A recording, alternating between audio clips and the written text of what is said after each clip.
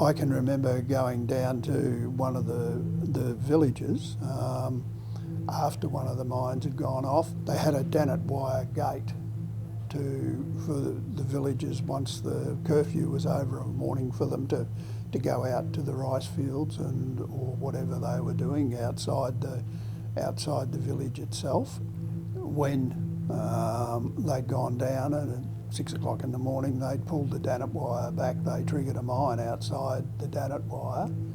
and I think there were about 16 people killed in that, and we had to go down there and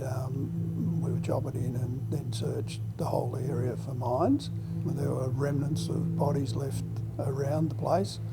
fingers, arms, and some of it was, they were only young children that had been killed.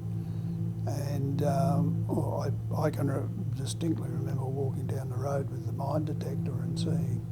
this big blob on the road ahead, and I wondered what it was, and when I got to it I found it was just a person's brain sitting on the road. It had actually been exploded completely out of their skull, and it was just sitting there as a blob.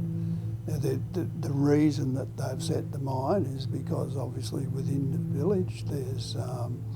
there have been people that are very pro the Allies and another maybe 50% who are anti the Allies and pro Viet Cong. We were always searching for mines at different spaces we would go, and particularly when you got down around the area at Dat Do, and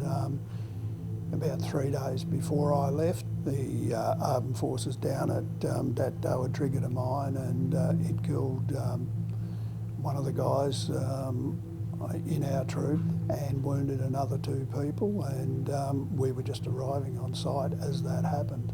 So that's a result of what was coming out of the minefield, plus we experienced and lost a lot of time in a lot of areas in just looking for mines, whether they were there or whether they weren't. In one troop, we had only one guy killed while we were over there. We had a number that were wounded, and